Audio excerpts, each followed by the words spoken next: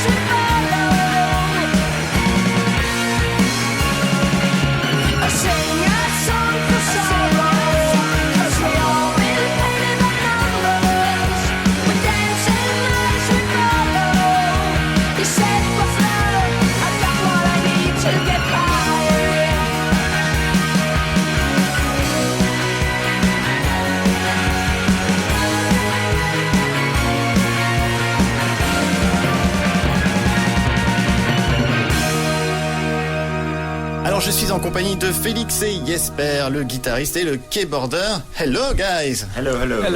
Putain, je parle vachement bien l'anglais quand même. Et heureusement Maya est là pour m'aider à traduire. Alors, vous venez de Suède, comme quoi il n'y a pas que ABBA et Ace of Base, hein, on peut le dire.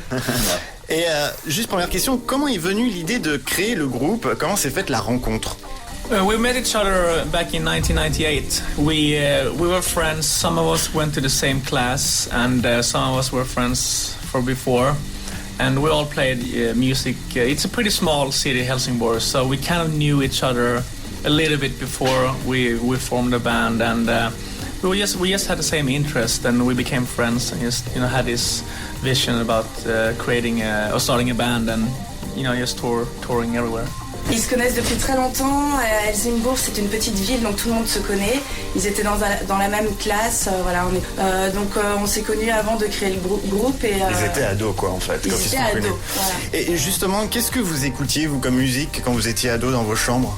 I think we listened to different stuff, a lot of electronic things. You listen to a lot of heavy metal.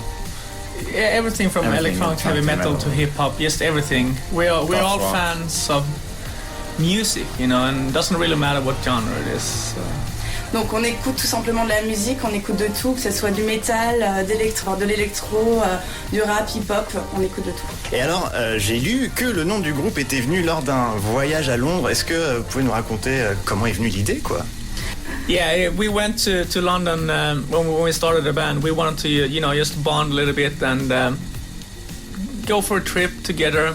We didn't have a name, and I think we went to a club called The Sound, some hipster club or whatever, somewhere. And a couple of weeks after that, we had our first show, and we just needed a name, and I remember that name.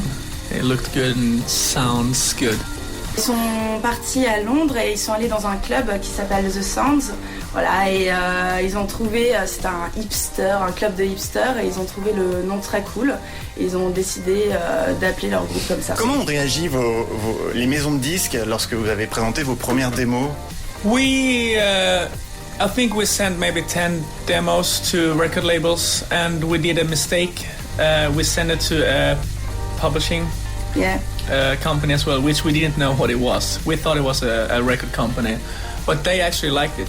We got rejected from a lot of the big ones, but one of the major publishing labels in Sweden, they liked what they heard, and I wanted to hear more. So after that, we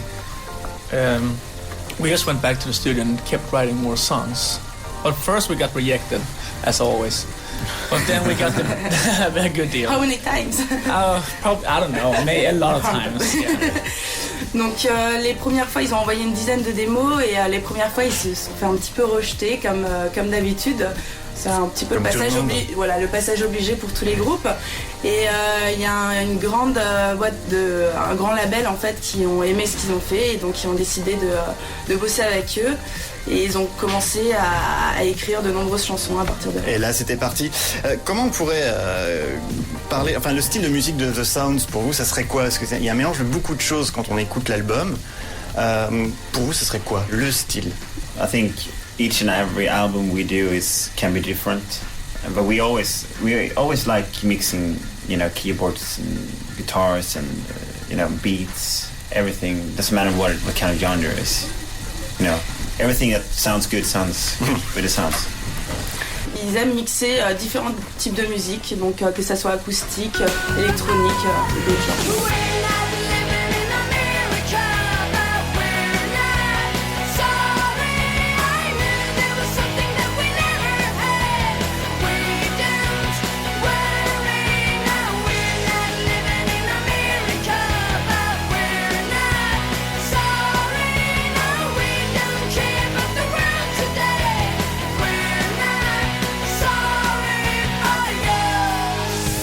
Qu'est-ce qui vous inspire pour vos albums? Est-ce qu'il y a des groupes aujourd'hui qui vous inspirent? Yeah, of course. I mean, I think every band we tour with inspires us in one way or another. It doesn't have to be... I mean, I don't think good music, it always has to be good music that inspires you. It can be bad music as well. So I think everything we do every day, if you go up, get a coffee, talk to some fans, everything can get you inspired. Donc tout simplement tout nous inspire, que ce soit les groupes avec lesquels on fait des tournées, ou bien les gens qu'on rencontre dans la rue, les fans, voilà, c'est tout. Et alors vous faites une tournée américaine, mais alors c'est monstrueux. Vous êtes avec les Foo Fighters, les No Doubt, The Strokes. Comment on vit quand le succès arrive comme ça d'un coup, et quand on joue auprès de groupes comme ça, aussi connus? We were really young, first time.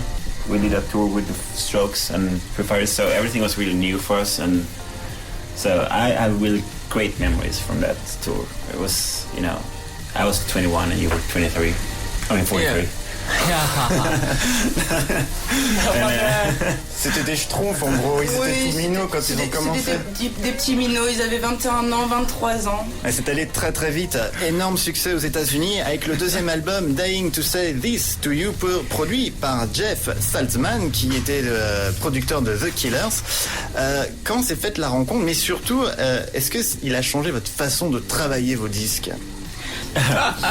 He's kind of lots of money. Yeah, he's kind of a weird guy. weird guy. But when we say weird in the sense, we most of the times mean it in a good way. Yeah. Okay. It was a weird experience, a good experience for us. I think after that we realized that we can do our producing better. Ça a été une He was expérience. kind of crazy. C'est quelqu'un d'un petit peu spécial, un peu fou, mais c'était une superbe expérience et ils ont beaucoup appris. Quand on entend vos 3 premiers albums, alors mon avis c'est que ça sonne très rock, très pop, très new wave des années 80. Et alors avec le 4e album, Something to Die For, et qu'on a pu entendre dans Scream 4. Yeah, 4. Quattro. Je suis espagnol, c'est pour ça qu'il parle espagnol tout à l'heure. Sí, claro. Si, olé. Cuando se Maria Dolores. Enfin bref, en quoi cet album est différent des autres? Parce que rien qu'avec la première chanson de l'album, il sonne hyper électropop, quoi. This is the first album we produced ourselves in our own studio. We didn't want to have anyone to interfere. That's my word to describe the producer sometimes. We know exactly how we want to sound in the studio. We felt comfortable working just around ourselves and not have anyone else. So that's the biggest difference, I would say. Okay. La plus grande différence avec cet album, c'est qu'ils l'ont produit eux-mêmes. Ils n'ont pas fait appel à des labels, ils ont leur propre label, leur propre studio. Et voilà, c'était le moment pour eux de travailler tout seuls.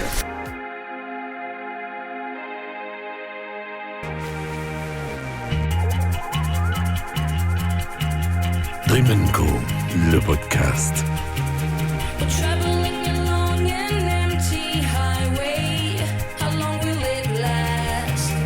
Whatever happened to that fire, baby? You're burning out too fast.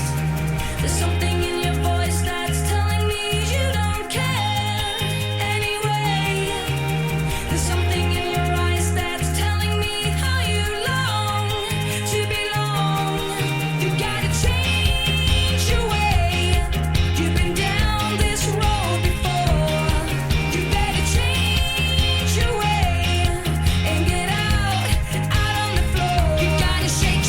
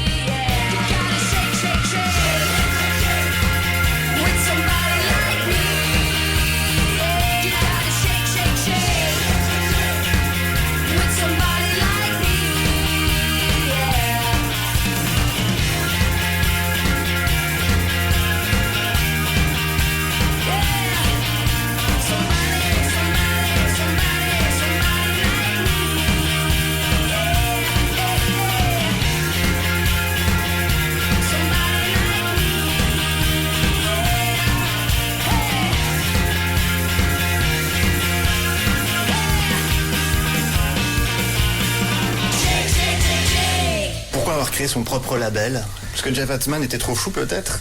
I think nowadays the big labels are just, you know, it's hard to be on a big label because you don't get, if you don't make the album they want you to make, then you won't get any prioritization on the label. So I thought it was better for us, since we're a touring band, we always done everything ourselves.